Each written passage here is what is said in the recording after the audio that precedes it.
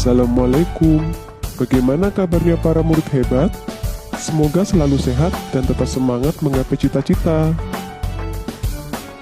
Kali ini kita bersama akan membahas tentang makna proklamasi kemerdekaan, upaya mempertahankan kemerdekaan, serta upaya mengembangkan kehidupan kebangsaan yang sejahtera.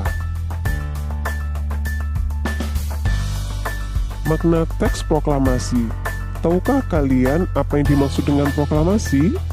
Proklamasi berasal dari bahasa Yunani yang artinya pengumuman resmi kepada seluruh rakyat. Pengumuman yang dimaksud adalah pengumuman yang berhubungan dengan ketatanegaraan. Proklamasi kemerdekaan yang dikumandangkan Soekarno-Hatta memiliki makna bahwa bangsa Indonesia telah merdeka dan berdaulat, sehingga wajib dihormati oleh negara-negara lain.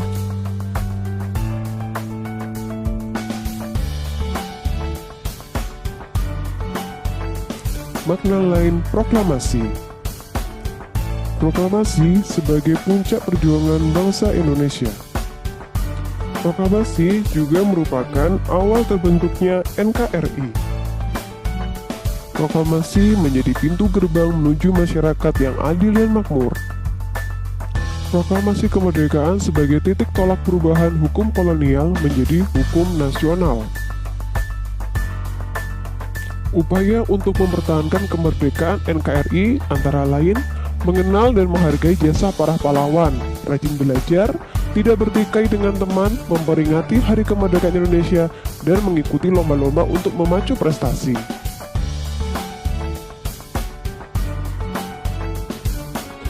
Upaya dalam mengembangkan kehidupan kebangsaan yang sejahtera diantaranya 1.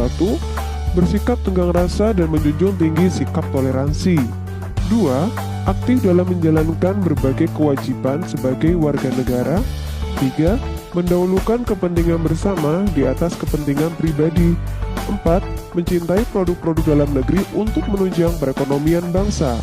5. Tepat waktu dalam membayar pajak untuk pembangunan yang terarah dan pasti.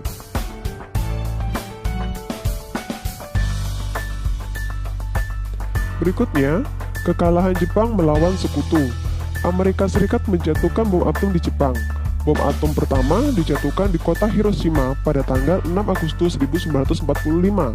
Bom kedua dijatuhkan di kota Nagasaki pada tanggal 9 Agustus 1945.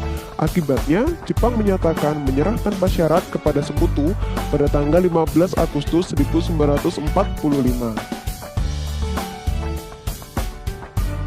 Menanggapi berita kekalahan Jepang, para pemuda Indonesia segera mendesak Soekarno-Hatta untuk segera memproklamasikan kemerdekaan Indonesia. Akan tetapi, Soekarno menolak. Kedua tokoh tersebut tidak mau bertindak secara gegabah dan tergesa-gesa. Perlu kesiapan yang matang dan musyawarah dalam sidang dengan PPKI terlebih dahulu.